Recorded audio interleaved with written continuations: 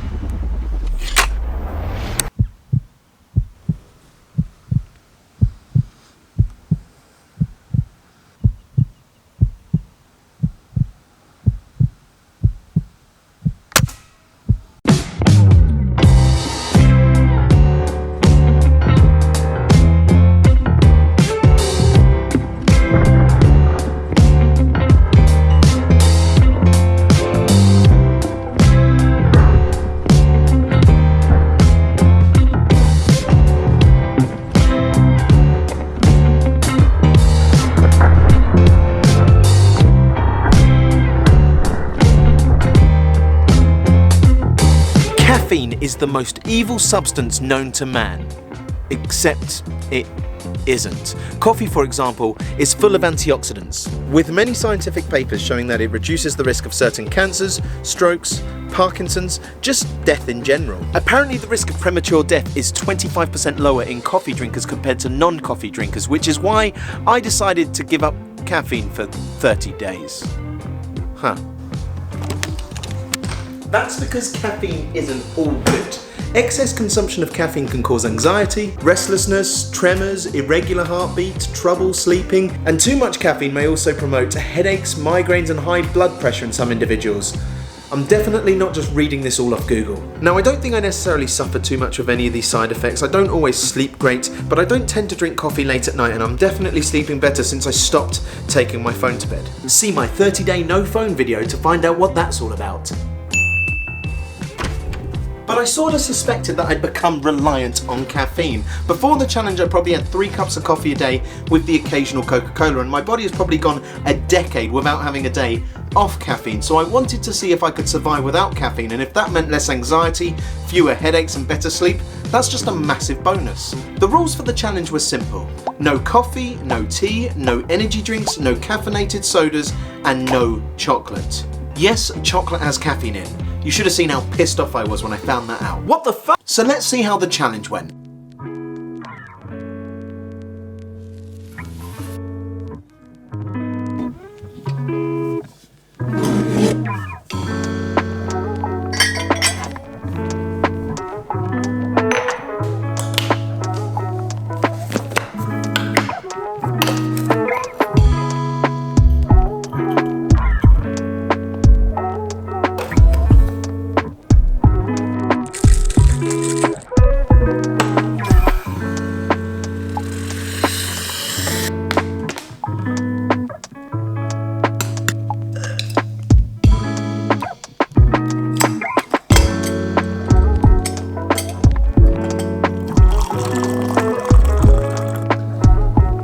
So it's the day before I start my 30-day no caffeine challenge, and I'm about to have my last cup of coffee. Felt like something I should document. Don't know if I'll even include this in the video, but bottoms up. Oh, that is good. That is... I don't think I quite appreciate yet what I've got myself in for, because that's good.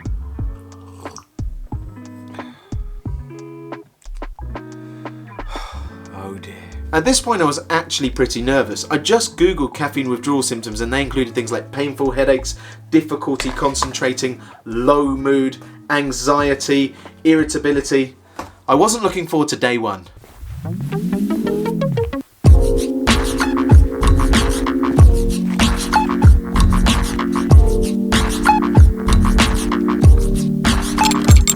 Right, it's day one of the no caffeine challenge, and I've woken up early this morning, and my usual morning process is to go and make a cup of coffee before I do anything, especially if I've woken up early. So I've decided to try and trick my body this morning and break the habit by getting up and going out for a walk. So hopefully that will work, and so far I feel good. It's only a few hours into the challenge, but I don't crave a coffee yet, which is good. I guess we'll see how the rest of the day goes. 6 hours later. Right, so I have just woken up from a nap, which may not seem particularly newsworthy, but I never nap. I hate the way that I feel after I have a nap. I always feel worse for having them and feel incredibly groggy.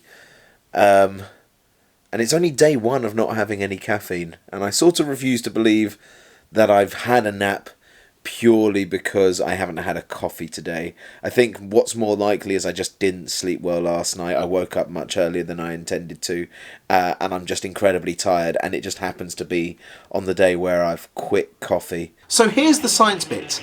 Caffeine doesn't actually give you energy. When you're awake, your body makes a chemical called adenosine in your brain. The chemical attaches to receptors in your brain, slowing your brain down, basically telling you you're tired. The longer you're awake, the more adenosine attaches to these receptors. Sleep makes the adenosine piss off so you feel awake. Now, caffeine is very similar to adenosine in structure, so when caffeine enters your body, it attaches to the same receptors, blocking the adenosine from telling your brain that you're tired. The more caffeine in your body, the more adenosine receptors your body makes to compensate for this, which is why people find they need more and more caffeine to block these receptors to feel awake. Take away the caffeine and you have more receptors being flooded by adenosine, making you feel extra tired. There's a chance that this is what I was feeling on day 1, but I am not a scientist, and this is the most amount of research I've ever done for a video, so I'm not the person to ask.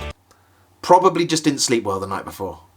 So it's day 2 of the challenge, and I sort of feel like I might be being lulled into a false sense of security because I don't feel too tired. I mean, I do have a slight dull headache, but it's not really bothering me. It's only if I stop and think about it that I really notice it, so that's not really a problem. The one thing I will say is that I'm about to film a video, and I would normally have some sort of caffeine before I film just to pep me up a little bit, so I'll be curious to see how that goes, but otherwise, so far so good.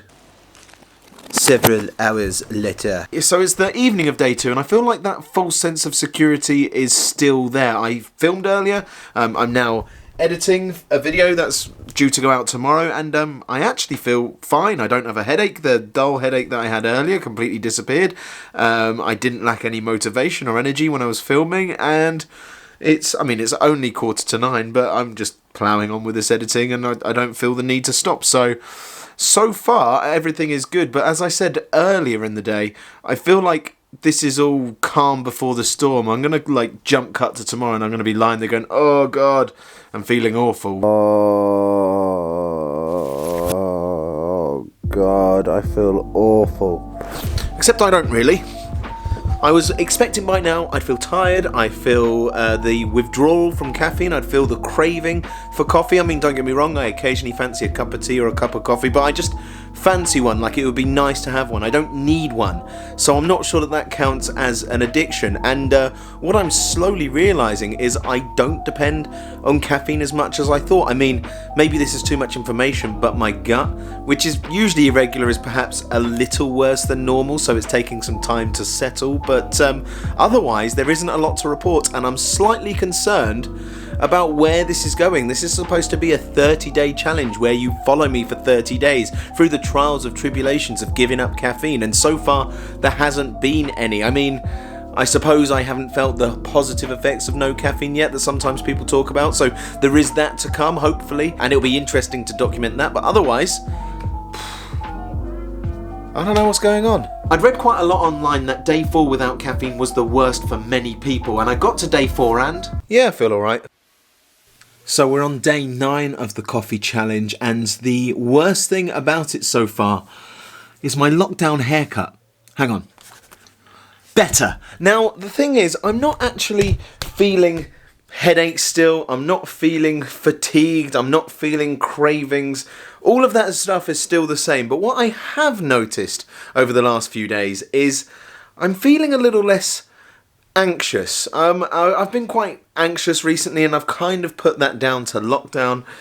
I imagine that probably still is the case, but I've been feeling a lot calmer recently, and I've wondered whether or not caffeine, or the lack thereof, might be affecting that. So I was starting to feel some of the benefits, but not many. Caffeine stimulates your body into making adrenaline, which triggers a fight or flight response. So it's possible that removing some of that tension was making me less anxious, but not massively so. I was just missing having a cup of coffee and a cup of tea. And whenever I went anywhere, I just found myself surrounded by temptation. Nice coffee shop, nice coffee shop, nice coffee shop, another nice coffee shop, nice coffee shop, crap coffee shop starting to look nice, alright coffee shop, another coffee shop, the best coffee shop. The process of making a cup of coffee in the morning just helps me feel set up for the day. And Charlie and I often have a cup of coffee in bed at the weekends, and I was just missing those little rituals, and I wanted to find a caffeine-free replacement for coffee, which was when I discovered that rooibos tea is naturally caffeine-free. So it is day 15 and I've decided to go to the shops to try and get my hands on some rooibos tea to see if it will make a decent replacement for the morning tea and coffee I usually have, because I just miss the ritual.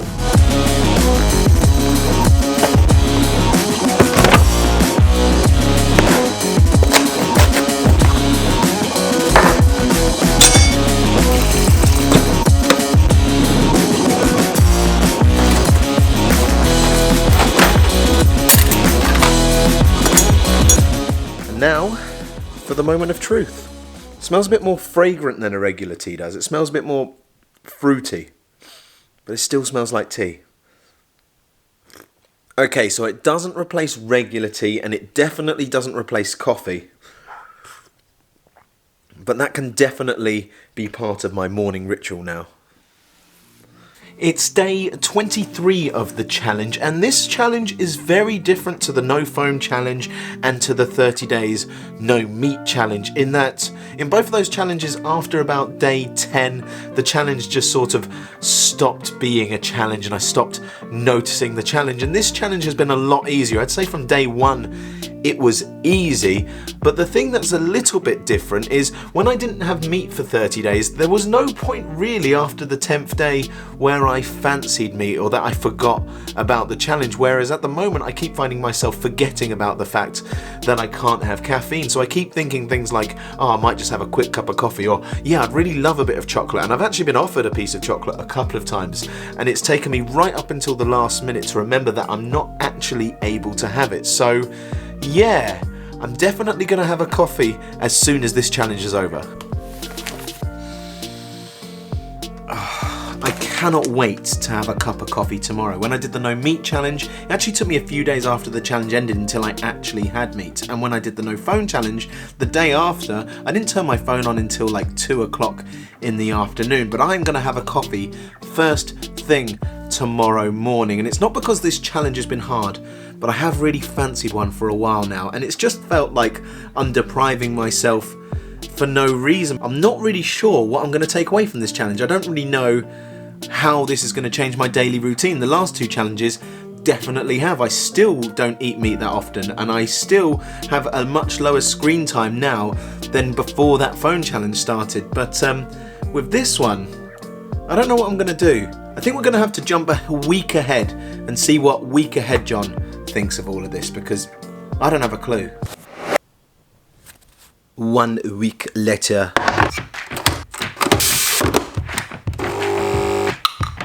So yeah, it's 1 week after the no caffeine challenge finished, and I am fully back on the coffee. And it's good. I did have a coffee first thing on the first day as I promised, and it was good. That's good. Charlie and I went away for the weekend, so we were able to get our hands on some decent coffee from some really nice coffee shops. And Charlie also bought me the biggest chocolate bar I have ever seen. Just for context, that is a regular size chocolate bar, and that is the one that Charlie bought me. So yeah, firmly back on the coffee. I have had it every day since the challenge finished, and I couldn't be happier that it's back on the menu, to be completely honest with you. As I said throughout the entire challenge, I really missed having a cup of coffee. The first day when I had a cup of coffee, I did feel slightly queasy in the morning, and on the second day, interestingly, I struggled to fall asleep, and I only had 1 cup of coffee first thing that day, so I'm not saying it's because of the caffeine. But the timing is interesting because I hadn't suffered with anything like that in well over a month. So Perhaps there's something in that. And although towards the end of the challenge I didn't think I was actually going to take anything away from the challenge, I must say that I am actually only having 1 cup of coffee a day as opposed to the 2, 3, sometimes 4 I was having before the challenge, and I've continued drinking the rooibos tea. Turns out I really like it. And since I'm only drinking 1 cup of coffee a day, that anxious tension that I had before the challenge hasn't returned. So once again, perhaps there was something in that. So yeah, it's quite interesting. I think the benefits to having that time off caffeine was far more subtle than I initially realised. But now reflecting back, I can see that I'm less anxious, I'm sleeping better, and I don't feel that I need more than 1 cup of coffee. And obviously dependency on coffee builds. I'm not going to say that I'm only going to drink 1 cup of coffee a day from now on, but it's nice that I've had that reset, and I'm going to try and stick to only needing 1 cup of coffee a day. So yeah, that was 30 days no caffeine, and if you have any ideas for any 30-day challenges you'd like to see me do, let me know in the comments section down below. As always, like this video if you liked it, dislike it if you didn't, subscribe if you haven't already, and with the utmost respect, it would be brilliant if you would just piss off. The boy John, the boy John, the boy John. May have gone a bit OTT now that I can have Coke. Just a little.